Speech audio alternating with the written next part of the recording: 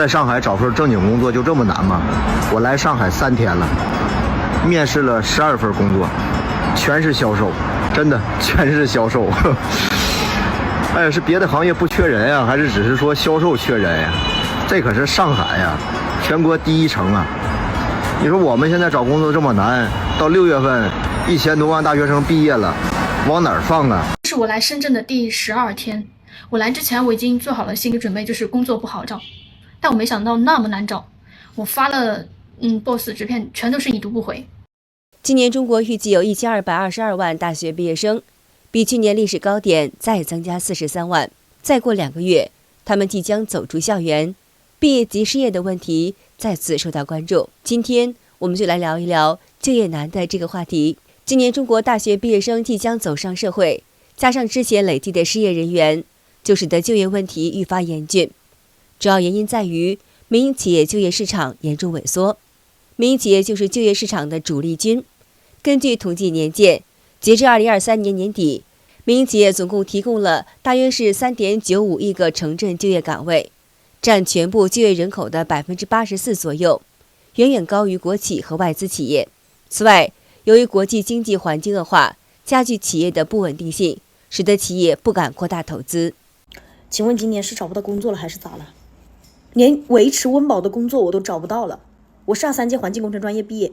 成绩第1，连续国奖，实习经历、社会实践经历要啥有啥。可到现在我连根本靠谱的工作都找不到，找个工作遍地都是销售、主播、前台、办卡的、客服，招聘软件刷得个稀巴烂，现在还要跟那批辍学的同学去抢这个饭碗。请问我读书的尽头到底是什么？到底是我病了还是这个世界疯呢？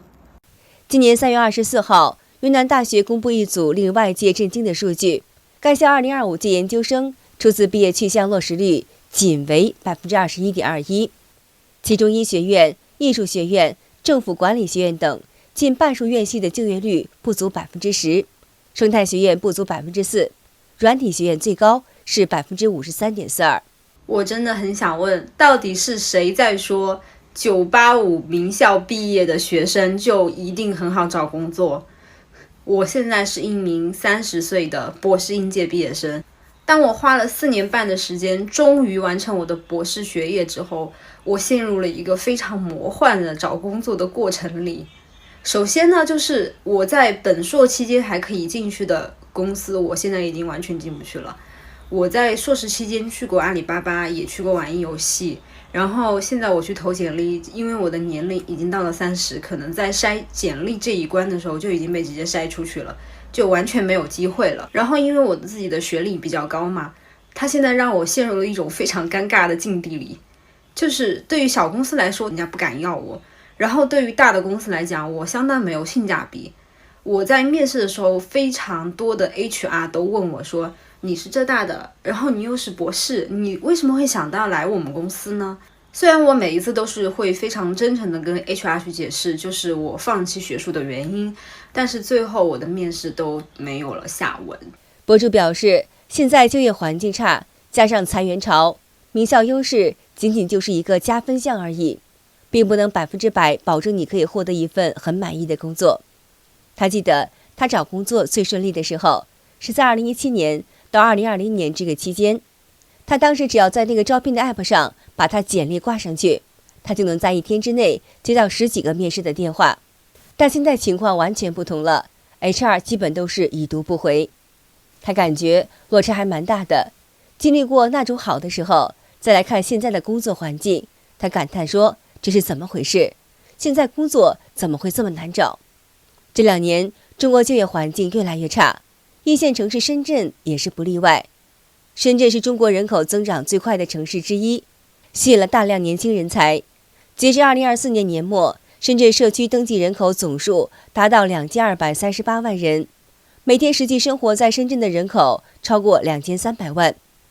这博主讲述了他在深圳找工作的经历，感叹在深圳也不好找工作。最近我一直在找工作啊，我本来以为是一件非常简单、手到擒来的事情，结果的话呢，刷了1个月的 boss， 硬生生的是没有找到一份合适的工作。国家一边宣扬着要延迟退休，现在各个公司、各个企业呢又不招我们这样的一个大龄青年，那请问我们能去做什么？回答我。说真的，兄弟们，找了这么久的工作，简直把人给搞麻了。我原本以为深圳呢是一个包容性非常强的城市，直到我上家公司倒闭了，没干了，结果我去找工作，发现呢压根和想象的不是一回事儿。因为我之前一直是干主播的，2-3年的一个时间呢，都是从事着同一份工作，所以的话呢，我以为以我的能力和经验再去找一个同样类型的工作，应该是手到擒来，非常简单。结果发现真的不是这样啊！1个月的时间的话呢，投了很多家公司，很多简历，发现很多公司不仅仅挑你的工作经验经历，挑什么呢？他还挑年龄。更有些公司的话呢，挑你的性别，搞得人真的是挺无语的。前2天我一个同学他在成都找了2个月的工作，他是一个设计师，他的其实设计技能还蛮好的，他在成都一直没有找到工作，最后回老家找了一份月薪1900单休，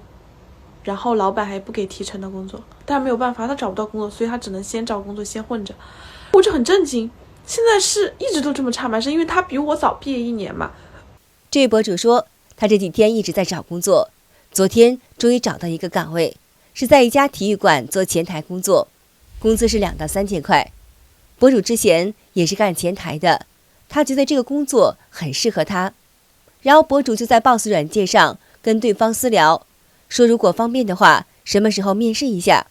博主把消息发过去后，那边是已读状态，证明对方已经看过了，但是他一直都没有回复。我又再次点开了那个 Boss 软件，上面他回复了，他问个你多大，然后我这边就赶紧回答，我说我34，我都没跟他讲那个虚岁，按虚岁的话我今年是35，但10岁是34，我心想往小讲一点，因为他上面写的是20至35岁，我心想我讲个34岁，对吧？他能过关，我就回了34，他那边又是已读不回，还是已读不回，我就心想应该对头，肯定是没看上我，然后我就再次点开他那个招聘信息，真的出乎我的意料，他竟然改了招聘信息，他的信息之前我记得很清楚，写的是20至35岁，现在是20至28岁，20至28岁。